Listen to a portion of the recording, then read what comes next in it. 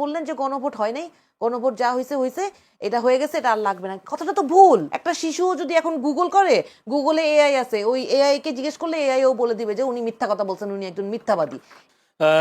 Advocate Humaira নূর যে কথাগুলো বলেছেন, অর্থাৎ যদি এভাবে বলি, বা জুলাই আন্দোলনের পর যে কথাগুলো হয়েছিল ঐকমত্য কমিশনে, এখন বলা হচ্ছে উনি একেবারে দোষ দিয়েছেন বিএনপির উপরে যে জুলাই সনদ গণভোটের রায় বাস্তবায়ন না হওয়ার কারণে শিক্ষার্থীদেরকে এখন অনশনের পথে ঠেলে দেওয়া হচ্ছে। আমার প্রশ্ন হলো, এই যে শিক্ষার্থীরা অনশন করলো, বিএনপির কোনো নেতা তাদেরকে গিয়ে অনশন ভাঙানোর চেষ্টা করলো না, বা বিএনপি চাই না যে জুলাই সনদ বাস্তবায়ন হোক বা গণভোটের রায় বাস্তবায়ন হোক, এমন কিছু? দেখুন, আমি হুমায়রা নূরকে আমি যেটা বলতে চাই, ওদের এই জেনারেশনটা এমন একটা অবস্থার মধ্যে দিয়ে ওরা বড় হয়েছে, যখন থেকে ওরা বুঝতে শিখেছে, তারপরে ওরা এমন একটা ফ্যাসিস্ট সরকারকে দেখেছে, যেই সরকার শুধুমাত্র কথা দিয়েছে এবং কথার বরখেলাপ করেছে, যেই সরকার মানে ভালো ভালো কথা বলেছে, মানুষকে নির্যাতন করেছে, যেই সরকার বিরোধী দলের নেতাকর্মীদেরকে মানে কথায় কথায় বলেছে না, তাদের প্রোগ্রাম করার সুযোগ সুবিধা দিয়েছে, আবার দেখা গিয়েছে রাতের বেলা তাদেরকে তুলে নিয়ে গুম করেছে। তো ওরা এইরকম একটা সিচুয়েশনের মধ্যে দিয়েই বড় হয়েছে। এটার বিপরীতে যে একটা অসাধারণ গণতান্ত্রিক প্রক্রিয়া বাংলাদেশের ছিল দীর্ঘ বছর, এইটা ওরা দেখে নাই। যে কারণে ওরা বিএনপি নিয়ে, ওরা আসলে বিএনপির ওই শাসন আমল তো দেখে নাই, বিগত 91 থেকে 96 কিংবা 2000 থেকে 2006 পর্যন্ত এটা দেখে নাই। বিএনপি খুব কমই কথা দিয়ে কথা রাখে নাই এই ধরনের ঘটনা। হ্যাঁ, ওরা বলতে পারে 3 জোটের রূপরেখা। দেখেন, 3 জোটের রূপরেখাটা তখন যে পুরোপুরি বাস্তবায়িত হয় নাই, সেখানে কিন্তু বিরোধী দল কোনো আপত্তি দেয় নাই। সরকারি দল, বিরোধী দল দুইজনে এক ঐক্যমতে গিয়েই তারা কিন্তু এই তিন দলীয় যে মানে যে রূপরেখা করা হয়েছিল, হ্যাঁ, সেটা কিন্তু ওই মানে সরকারি দল বিরোধী দল মিলেমিশেই কিন্তু সেটা উপেক্ষা করেছে। সে কারণে ওইটা নিয়ে দেখেছেন যে বিরোধী দল কিন্তু কোনো ধরনের কোনো মানে কথা বলে নাই, আপত্তি জানায় নাই। এটা একটা বিষয়। আরেকটা হলো যে এই যে অধ্যাদেশগুলা, আজকে কিন্তু আপনি যেটা বললেন যে প্রেস ক্লাবের সামনে 3 জন ছাত্র অনশনে বসেছিল, দেখেন তাদেরকে গুরুত্ব দেওয়ার কারণে হয়তো বা আজকে আপনারা দেখেছেন যে বিএনপির পক্ষ থেকে মাননীয় স্বরাষ্ট্রমন্ত্রী এবং আইন বিষয়ক মন্ত্রী দুইজন কিন্তু প্রেস কনফারেন্স করেছেন, এবং প্রেস কনফারেন্স করে ইন ডিটেলস বলেছেন যে 97টি হলো অধ্যাদেশ একেবারে হুবাহুই পার্লামেন্টে আইন করে নেওয়া হয়েছে, এবং 13টি কিছু পরিবর্তন করে সেটাও কিন্তু পার্লামেন্টে পাশ করে নেওয়া হয়েছে, এবং 7টি এই অধ্যাদেশকেও একটু যাচাই বাছাই করে সেটাও করা হয়েছে। 16টি একদম এই করা হয়েছে, মানে উত্থাপন করা হয় না। আর 7টি যেটা করা হয়েছে সেটা আবার পুনরায় বিল আকারে নিয়ে আসা হবে পার্লামেন্টে।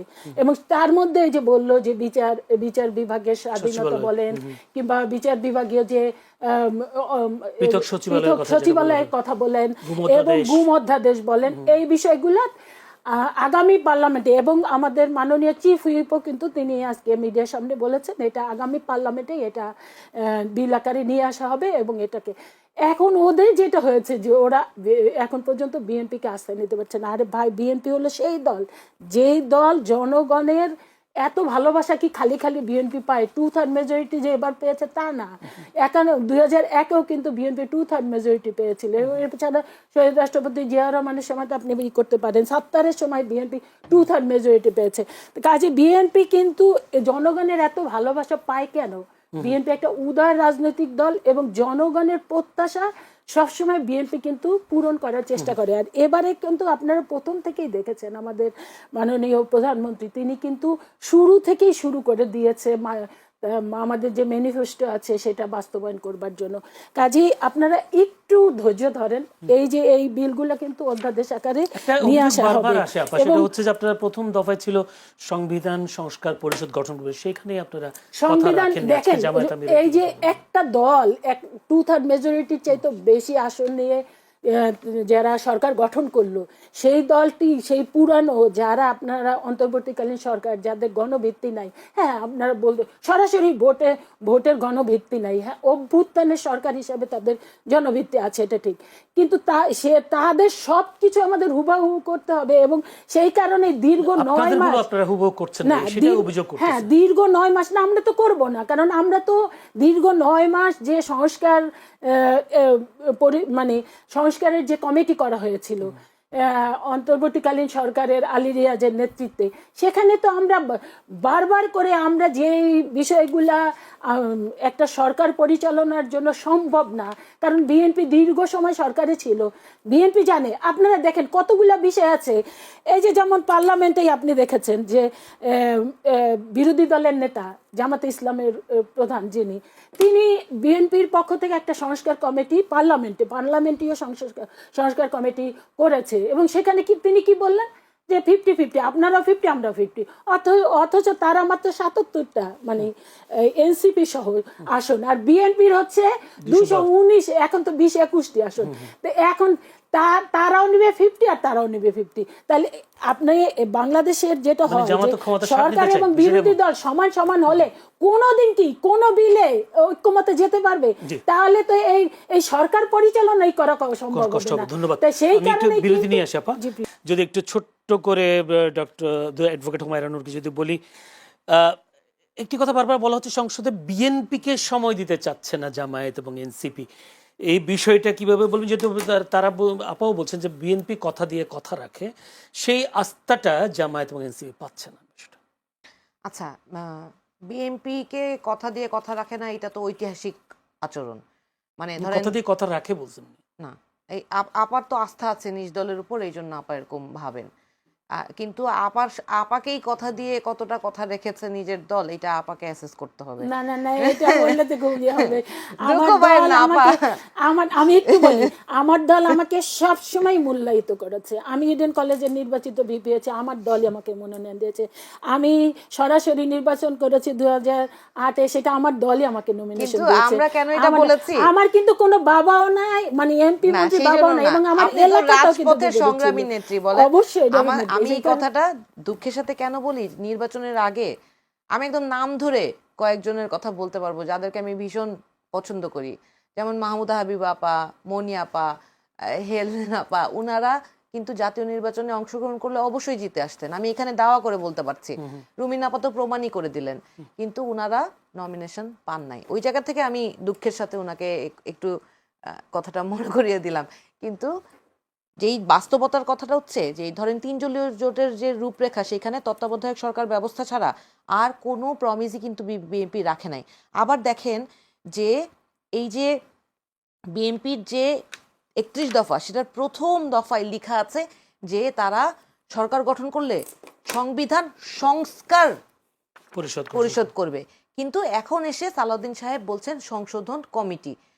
আবার একই মানুষ নির্বাচনের আগে যখন ঐক্যমত্য কমিশনে এই যে সংস্কার প্রস্তাবনাগুলো নিয়ে আলোচনা হচ্ছিল, তখন কিন্তু আমরা জানতাম যে মৌলিক, আজকে উনি আপা বললেন যে ওনারা নাকি সংবাদ সম্মেলন করেছে এবং বলেছে যে রাষ্ট্রপতি যে আদেশ দিয়েছে সেটা আর্টিকেল 142 এর এগেইনস্টে যায়। আরে এইটা যে মৌলিক সংস্কার, যদি রাষ্ট্রের মৌলিক সংস্কার করতে হয়, সেইটা যে স্বাভাবিক নিয়মে করা যায় না, সেইটা আমরা তখন জানতাম বলেই তো আমরা গণপরিষদ চেয়েছিলাম।